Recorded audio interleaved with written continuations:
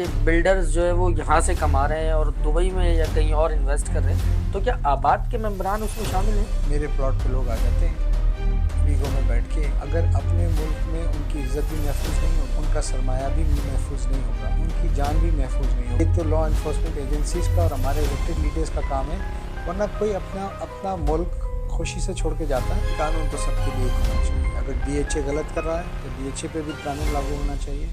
اور پھر ایک سوالیہ نشان ہے کورٹ کیا کرے. جو ان اپروف، انلیگل اور اناتھورائزڈ بلڈنگیں یا پورشن بنا رہا ہے، انسانی زندگیوں سے کھیل رہے ہیں، ناسریہ ڈالتے ہیں. وہ جو انلیگل اناتھورائزڈ اور اپروف بلڈنگیں بن رہی ہیں، جیسا آپ نے کہا جو بغیر حکومت کی، ملبے کا ڈھیر بن جائیں گے. ہمارے پاس ایمبولینس بھی نہیں ہوں گی خود نخواستہ ناشکر ہیں. یہ موت کے سوداگر ہیں اور اس میں وہ تمام لوگ شامل ہیں جو آنکھ بند کر کے بیٹھے ہیں، آپ پیسے لے رہے ہیں اس تمام چیز سے. پاکستان کا نان فائلر لنڈن میں پراپرٹی خرید سکتا ہے، امریکہ میں خرید سکتا ہے، دبئی میں خرید سکتا ہے، سعودی عرب میں حرم کے سامنے خرید سکتا ہے. نہیں خرید سکتا تو پاکستان میں نہیں خرید. آباد کو اجازت دے دیں کہ آباد ایک قانونی فورس بنا دیں جس میں 1000-2000 ریٹائرڈ فوجی جوانوں کو ہم ہائر کر لیں. پھر ہم دیکھتے ہیں کہ ہمارے پلاٹوں پہ کون ناجائز قبضہ کرتا ہے. ہم اسٹیٹ کے لوگوں پہ تو فائر نہیں کر سکتے. بسم اللہ الرحمن الرحیم. السلام علیکم. قومی اخبار ڈیجیٹل کے ساتھ میں ہوں کامران شیخ. قومی پوڈ کاسٹ کی یہ پہلا ایک سلسلہ ہے اور آج اس کی شروعات میں ہی ہم نے ایک ایسی شخصیت کو منتخب کیا ہے جو کیونکہ ہمارا یہ کہنا ہے کہ no one course Karachi like we do, تو بات کریں گے کراچی کی. اور کراچی کی جب بات کی جاتی ہے تو دیگر مسائل کے ساتھ ساتھ کراچی کے انفراسٹرکچر کی، اور انفراسٹرکچر سے جڑے بے شمار مسائل ہیں جس میں سر فہرست سیوریج، پانی، بجلی، گیس اور دیگر ایشوز بھی یہاں پر موجود ہیں. تو اس وقت میں موجود ہوں، ایک معروف شخصیت ہیں اور کراچی کے جو ہے وہ نامور ملک میں جو ہے وہ تعمیراتی صنعت کے حوالے سے ایک بڑا نام مقام رکھتے ہیں. ایسوسی ایشن آف بلڈرز اینڈ ڈیولپرز ایسوسی ایشن کے منتخب چیئرمین جناب حسان بخشی صاحب. کیسے ہیں محمد حسان بخشی صاحب آپ؟ بسم اللہ الرحمن الرحیم. اللہ کا کرم ہے. شکریہ آپ کا. بہت شکریہ آپ نے قومی اخبار ڈیجیٹل کو وقت دیا. میں آپ سے یہ جاننا چاہوں گا کہ اس وقت بہت سے مسائل کے ساتھ ساتھ جو آپ کا تعمیراتی شعبہ ہے اس کو ایک مسئلہ یہ بھی درپیش ہے کہ ایک عام انسان جو ہے وہ اگر گھر بناتا ہے تو اس کو تو مشکلات ہیں، لیکن ایک بلڈر جب تعمیرات کے لیے کھڑا ہوتا ہے تو اس کو بھی پراپرٹی ٹیکس سمیت مختلف ٹیکسز کا سامنا کرنا پڑتا ہے. تو کیا بلڈر بھی مشکل میں ہے یا صرف عام شخص پریشانی کا شکار ہے؟ میرے خیال میں پچھلے 2-3 سال میں ہر پاکستانی بہت مشکل سے گزرا ہے. ایک عام آدمی نے انرجی انفلیشن کو بیئر کیا ہے، فوڈ انفلیشن کو بیئر کیا ہے، ان امپلائمنٹ کو بیئر کیا ہے، اور ہائپر انفلیشن جب پاکستان میں منتھ ٹو منتھ 30 سے 40% انفلیشن ہو رہا تھا، اس کو بھی ہم سب نے مل کے بیئر کیا ہے.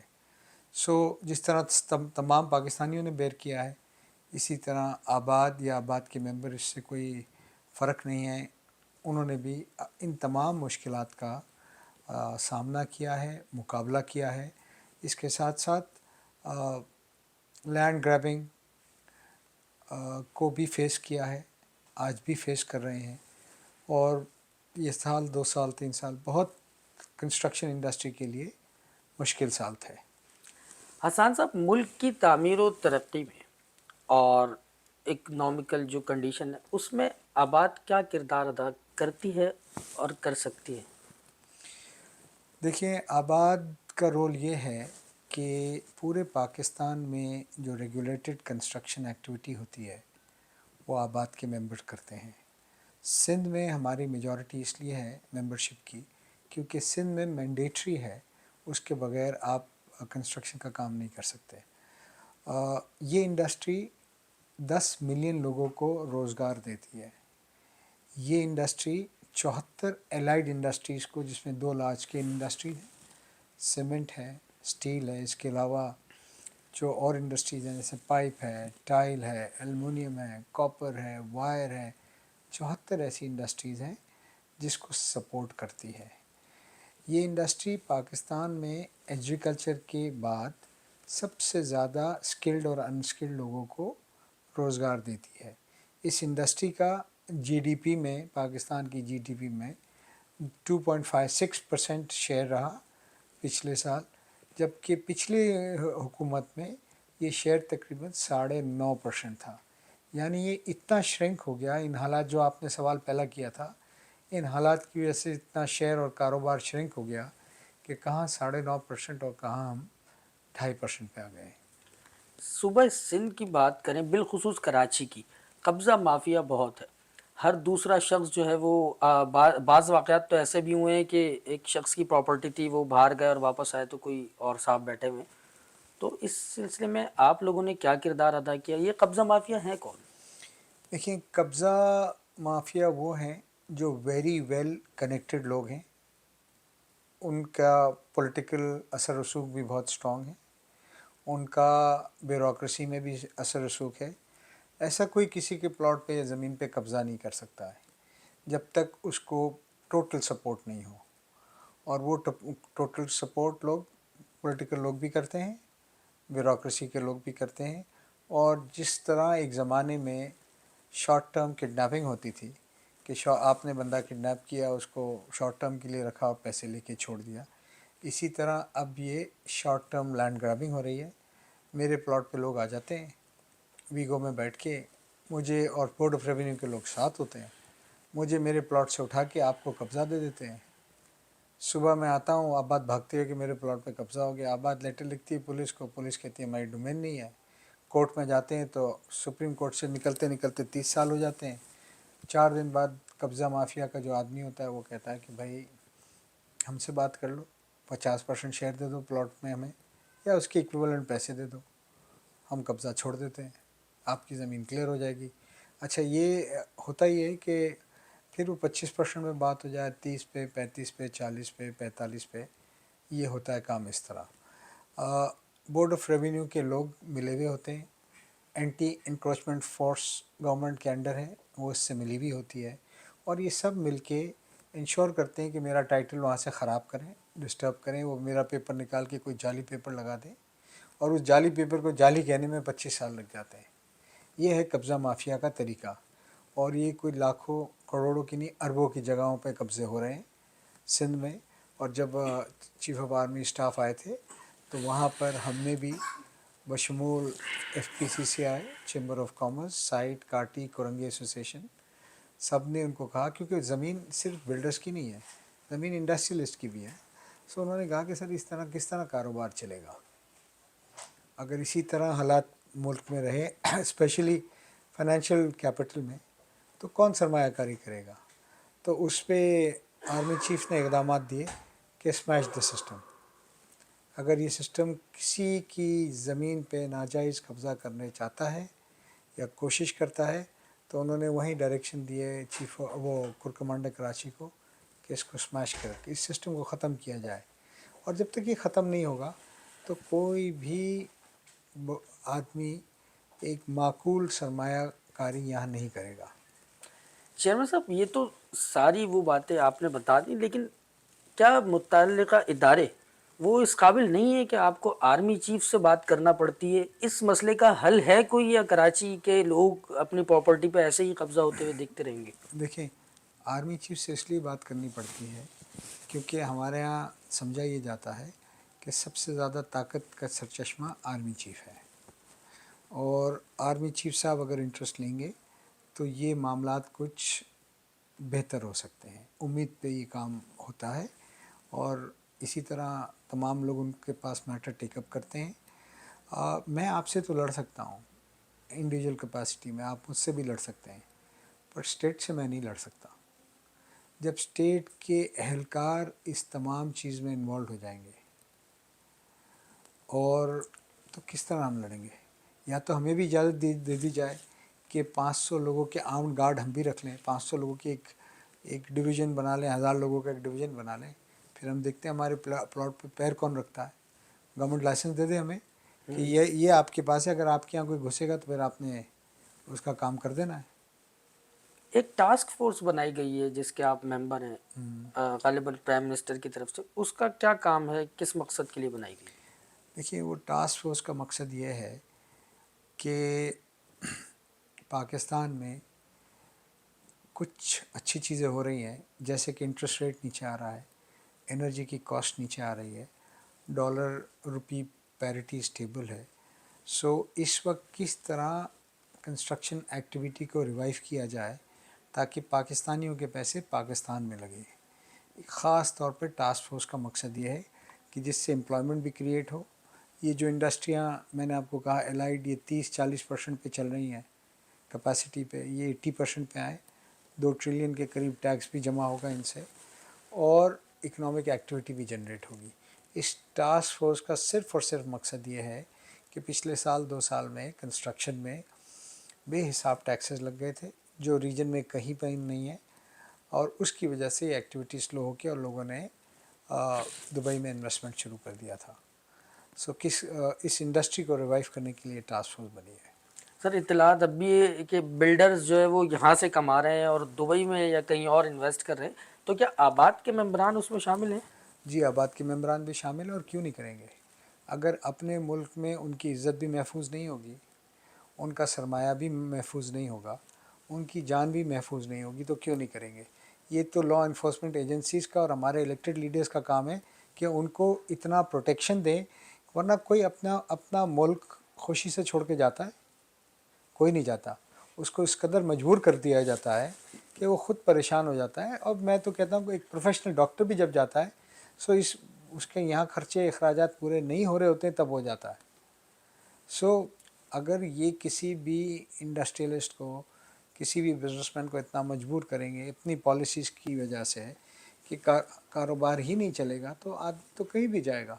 آج لوگ نہیں جاتے، پروفیشنل نہیں جاتے باہر کام کرنے، ڈاکٹرز نہیں جاتے، انجینئرز نہیں جاتے، آرکیٹیکٹس نہیں جاتے، چارٹرڈ اکاؤنٹنٹس نہیں جاتے. تو why can't a businessman go?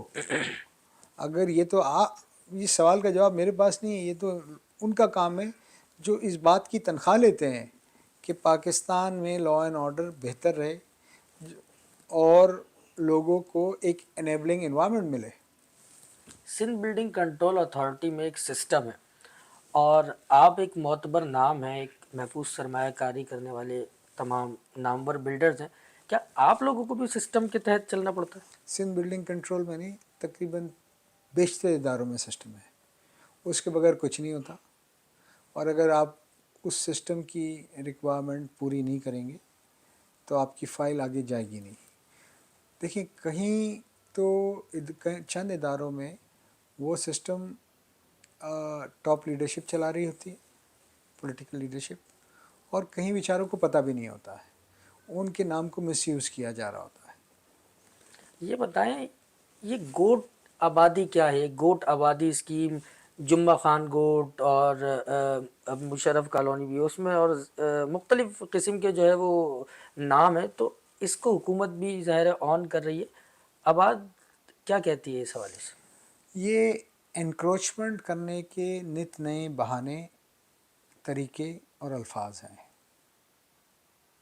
Simple ہونا چاہیے. گورنمنٹ لینڈ ہے، گورنمنٹ لینڈ کا آکشن ہونا چاہیے، اور جو بھی آکشن میں لے اس کو اجازت ہونی چاہیے وہ اپنا گھر، مکان، بلڈنگ، دکان بنائے. یہ قانون کہتا ہے کہ 125 گز سے اوپر لینڈ آکشن ہونا چاہیے. آج تک 1947 سے بورڈ آف ریونیو نے کوئی آکشن نہیں کیا، اور کمال ہے کہ کوئی پوچھنے والا بھی نہیں ہے. کمال نہیں. حسان صاحب، بحریہ ٹاؤن میں اب تو فائلیں بکتی ہیں، تو وہاں کوئی سسٹم نہیں ہے کہ مطلب کوئی باقاعدہ جو ہے وہ طریقہ کار ہو؟ وہاں جو ایک ٹرائکا بنا ہوا ہے اسٹیٹ ریئل اسٹیٹس کا یا اسٹیٹ ایجنٹس کا، تو اس میں کیا کہیں گے آپ بحریہ ٹاؤن کے حوالے سے؟ دیکھیے، بات یہ ہے کہ ریگولیٹر کا ایک بہت بڑا رول ہے، اور سندھ میں Sindh building control authority regulator ہے. اگر ریگولیٹر اپنا کام صحیح طریقے سے انجام نہیں دے گا تو کس طرح معاملات چلیں گے؟ اگر جیسے آپ نے کہا کہ فائلیں ایسی بک رہی ہیں، بغیر اپروول بلڈنگیں بن رہی ہیں، ابھی تک پلاٹ کے پیسے دیے نہیں گئے، تو ریگولیٹر کا کام ہے اس کام کو انشور کرے کہ لوگ اس دلدل میں مزید نہیں پھنسیں.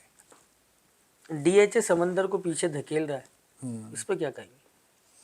دیکھیں، قانون تو سب کے لیے ایک ہونا چاہیے. اگر ڈی ایچ اے غلط کر رہا ہے تو ڈی ایچ اے پہ بھی قانون لاگو ہونا چاہیے.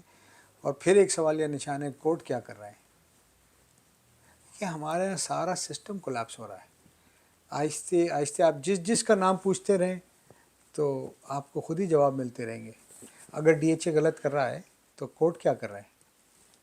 Y aren't court taking action? ایک عوام کا سوال ہے، کوئی حافظ ٹاؤن یا باجوہ ٹاؤن کراچی میں بننے جا رہا ہے؟ مجھے ابھی تک تو نہیں لگتا ہے، بٹ بن بھی گیا تو کیا فرق پڑتا ہے. اب یہ بتائیں کہ یہ جو نسلہ ٹاور کا ایشو تھا آپ کے سب کے سامنے ہی تھا، اس کے برابر میں یہ ایک اور عمارت اسی طرز پہ تعمیر ہو رہی ہے، کیا وہ قانونی طور پر تمام تقاضے پورے کیے گئے ہیں اس میں؟ اور جو ماضی میں ہوا کیا یہ سب نہیں ہوگا لوگوں کو جو نقصان ہوا؟ دیکھیں، جو ماضی میں ہوا وہ غلط ہوا. وہ جسٹس گلزار صاحب کی انا کی وجہ سے ہوا. اس کے ساتھ جو بلڈنگ بن رہی ہے ہمارے ممبر بنا رہے ہیں، بالکل قانونی بن رہی ہے، اپروول ہے، اس میں کمپلیشن انشاءاللہ ہو جائے گا. نسلہ ٹاور آباد خود اس کے لیے بڈ کرنے جا رہی ہے، اس پلاٹ کے لیے. ہم چاہتے ہیں کہ وہ پلاٹ آباد خریدے اور وہاں ان پیسوں سے وہ الاٹیز کو پیسے دیے جائیں تاکہ ان کا کچھ تکلیف کا ازالہ ہو اور آباد وہاں بلڈنگ بنائے. اور یہ ایک بالکل ایک ایسی مثال ہوگی کہ جہاں پر نسلہ ٹاور صرف ضد میں توڑا گیا، آج سپریم کورٹ اس کو دوبارہ آپشن کر رہی ہے. ہم اور بیگر اور بے حساب دوسرے لوگ بھی انٹرسٹڈ ہوں گے. ہم تو چاہتے ہیں کہ ہم اس لیے جائیں بڈ میں کہ ہم اس بڈ کو اس میکسیمم حد تک لے جائیں تاکہ لوگوں کو ان کا بہتر پیسے ملے. کراچی میں موسمیاتی قصائی بہت ہیں جس کو بلڈرز کا نام دیا جاتا ہے. اب یہاں اسی مقام پر جہاں ہم آباد کے آفس سے باہر نکلے کھڑے ہو کے دیکھیں تحت نگاہ تک جو ہے وہ بلڈنگز ہیں. سر ان کا کیا حل ہے؟ دیکھیں ایک عام آدمی بہت پریشان ہے، اس میں وداؤٹ کسی اپروول کے یہ کام ہو رہا ہے اور بہت تیزی سے ہو رہا ہے، روزانہ کی بنیاد پہ ہو رہا ہے. تو اگر واقعی سنسیئرٹی سے اس پہ کام کیا جائے تو حل کیا ہے اس کا؟ دیکھیں، میں کہتا ہوں کہ جو ان اپروف، انلیگل اور اناتھورائزڈ بلڈنگیں یا پورشن بنا رہا ہے اس کو ہمیں بلڈر نہیں، وہ مافیا ہے، اور اس کو روگ بلڈر کہنا چاہیے. آپ ڈکشنری میں ورڈ پڑھیں تو اس معنی ہے کہ جو بغیر اپروول کے بناتا ہے، اور یہ انسانی زندگیوں سے کھیل رہے ہیں. نہ سریا ڈالتے ہیں، نہ اس میں سیمنٹ پراپر ڈالتا ہے، نہ کیورنگ ہوتی ہے، نہ کوئی سپروائزر ہے، نہ کوئی انجینئر ہے، نہ کوئی آرکیٹیکٹ ہے. پاپولیشن اس قدر بڑھتی جا رہی ہے کہ لوگوں کو رہائش کی جگہ چاہیے. اپروول میں اتنی تکلیفیں ہیں، اتنے مراحل ہیں، اتنی کاسٹ ہے، فیس میں بھی اور رشوتوں میں بھی، کہ لوگ تو تھک گئے. ابھی لوگوں کو اگر آپ مجھ سے پوچھیے نا، تو اگر 100 ہمارے ممبر ہیں نا، ان کو کہیں کہ آپ 100 روپے کی چیز ہے، آپ 75 روپے لے لو اور پیسے دے دو، ہم اپنے چیز ہمیں دے دو، تو میرے خیال میں 80% لوگ بولیں گے دے دو یار. ایسے حالات ہیں. جو آپ نے یہ کہا نا کہ اس بلڈنگوں کا، اس کا صرف اور صرف حل یہ ہے کہ قانون موجود ہے. اس میں کرمنلز لوگ مل گئے ہیں اور اتنا پیسہ انوالو ہو گیا ہے، کہیں تو میں سنتا ہوں کروڑوں روپے ہفتوں کے جمع ہو رہے ہیں. یہ کراچی کے ساؤتھ ایسٹ ویسٹ سینٹرل سے، اور یہ بڑھتے ہیں اور اس سے کام ہوتا ہے. تو لا انفورسمنٹ ایجنسیز کو اپنا کام کرنا چاہیے، کیونکہ دیکھیں یہ اللہ نہ کرے کراچی میں کوئی زلزلہ آیا، یہ سسمک زون ہے، تو یہ جو انلیگل اناتھرائز اور اپروو بلڈنگیں بن رہی ہیں، جیسے آپ نے کہا جو بغیر اپروول کے، یہ ملبے کا ڈھیر بن جائیں گی. ہمارے پاس ایمبولینس بھی نہیں ہوں گی خدا نخواستہ لاشیں اٹھانے کے لیے. یہ جو ہیں یہ موت کے سوداگر ہیں، اور اس میں وہ تمام لوگ شامل ہیں جو آنکھ بند کر کے بیٹھے ہیں یا پیسے لے رہے ہیں اس تمام چیز سے. دیکھیں کہیں نہ کہیں کسی نہ کسی کو تو بینیفٹ ہو رہا ہے. اور عام عوام کے لیے بھی میرا ایک آپ کے تھرو پیغام ہے کہ وہ بھی دیکھتے ہیں کہ ایک چیز لیگل بلڈنگ بنی ہوئی ہے، وہاں ایک 1.5 کروڑ کا فلیٹ ہے اور یہ دے رہے ہیں 60 لاکھ کا، کیسے ممکن ہوگا؟ وہ لالچ میں لے لیتے ہیں، پھر پریشان رہتے ہیں. بھائی آپ کم از کم آباد میں چیک کرو یہ آباد کا ممبر ہے کہ نہیں، بلڈنگ کنٹرول میں چیک کرو، پھر یہ چیک کرو کہ اس کا اپروول ہوا ہے کہ نہیں. اگر ہوا ہے تو اس کے پرانے پروجیکٹ کتنے ہیں. اگر آپ تھوڑی سی اتنی ڈیو ڈیلیجنس کر لے گا خریدار، یقین مانیں 80% لوگ پھنسنے سے بچ جائیں گے. پر اگر ہمارے خریدار بھی لالچ میں رہیں گے کہ 1.5 کروڑ روپے کی چیز 60 لاکھ میں مل رہی ہے، لے لو، تو پھر ایسے ہی چلتا رہے گا. اسی کو کنٹینیو کروں گا سر. عوامی دلچسپی کا ہی یہ سوال ہے کہ یہ تو چلیں ایک اور دوسرا ایک ایسا شہری جو کہ محفوظ سرمایہ کاری کرنا چاہتا ہے، وہ بڑے بڑے نامور بلڈر کے ہاتھ بھی وہ دھوکہ کھا چکا ہے اور ایسے واقعات ہیں کراچی میں. تو اس کے لیے وہ شخص اگر ایس بی سی اے سے چیک کرنے جاتا ہے تو وہاں بھی اس کو بغیر پیسوں کے چیک نہیں کرایا جاتا. تو اگر ایک شخص دیکھنا چاہے وہ آباد ہے، اس کا کوئی آپ نے ونڈو آپریشن، کوئی ون ونڈو آپریشن میں نے سنا تھا، کیا عام شہریوں کے لیے بھی ہے وہ؟ سب کے لیے ہے. آپ ایک لیٹر لکھیے آباد میں، ای میل کیجئے اور پوچھیں کہ یہ بلڈر ہے، یہ پروجیکٹ ہے، کیا یہ آپ کا ممبر ہے، کیا اس نے اپروول لیا ہوا ہے، کیونکہ وہ اپروول کی کاپی آباد میں بھی آتی ہے. کاپی سے مقصد وہ لیٹر آتا ہے، ہماری نالج میں ہوتا ہے. نہیں تو اگر کوئی آتا ہے تو ہم ممبر سے پوچھ بھی لیتے ہیں، اور اگر وہ نہیں ہوتا تو ہم لکھ کے بھیج دیتے ہیں کہ بھئی یہ نہ ہمارا ممبر ہے، نہ اس کا یہ اپروول ہے.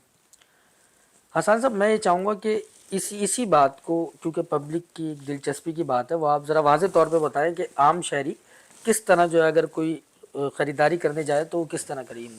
دیکھیے، میں سمجھتا ہوں عام شہری جب بھی کوئی انویسٹمنٹ کرنے جائے، مکان میں، پلاٹ میں، دکان میں یا شو روم میں، وہ انشور کرے کہ بنانے والا یا بیچنے والا آباد کا ممبر ہے کہ نہیں، کیا اس نے بلڈنگ کنٹرول سے اپروول لی ہے کہ نہیں، بلڈنگ کنٹرول میں معلوم کرے کہ اس کا لائسنس ہے کہ نہیں، اور اس کے پاسٹ پرفارمنس ضرور دیکھیے.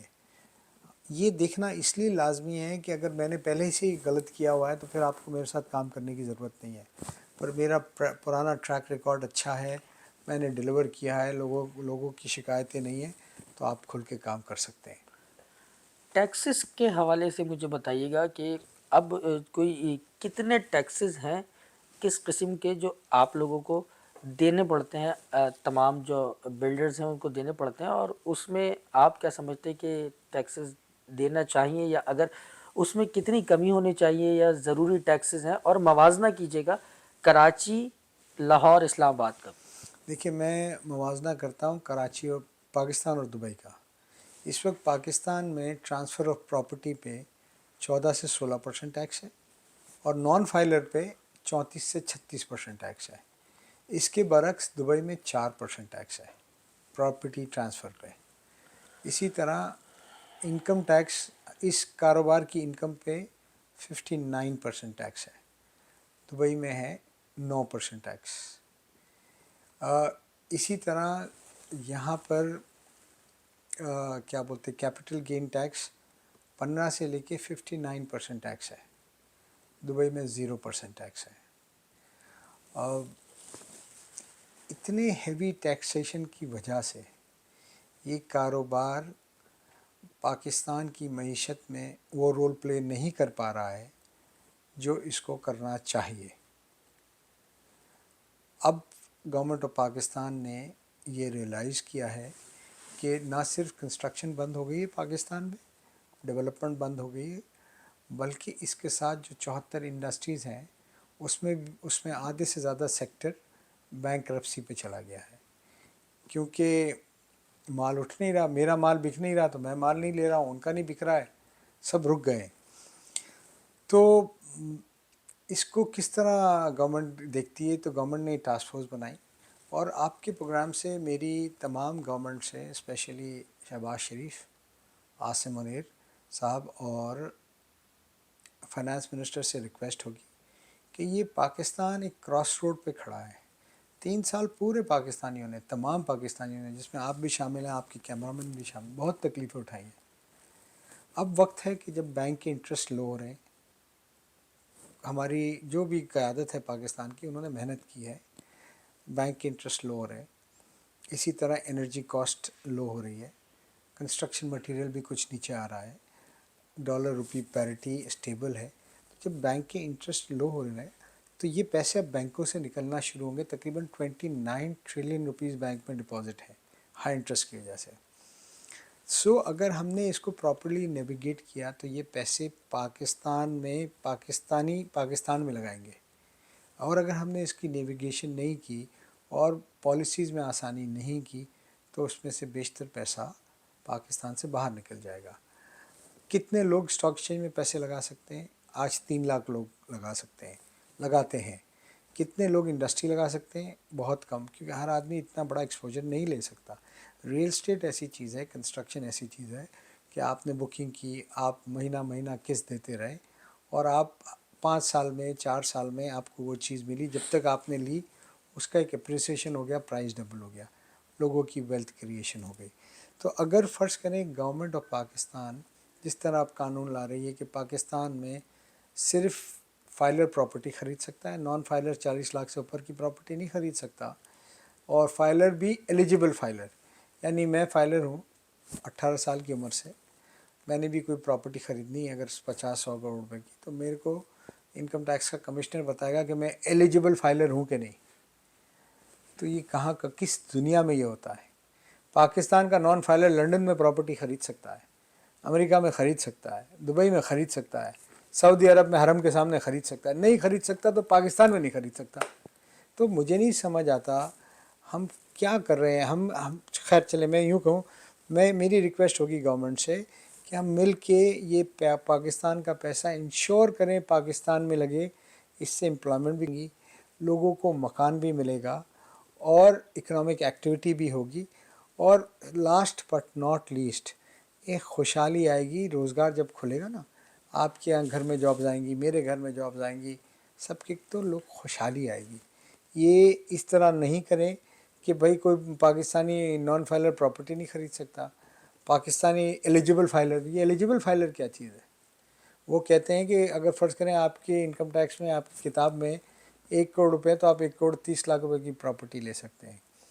میرا اس میں یہ ہے کہ کاروبار کی خوبصورتی یہ ہے کہ آپ کے پاس 10 روپے ہیں اور آپ 100 روپے کا کاروبار کریں، اس میں کچھ لوگ بہت ترقی کامیاب ہو جاتے ہیں، بڑے بن جاتے ہیں، کچھ لوگ فیل ہو جاتے ہیں۔ یہی کاروبار کی خوبصورتی ہے۔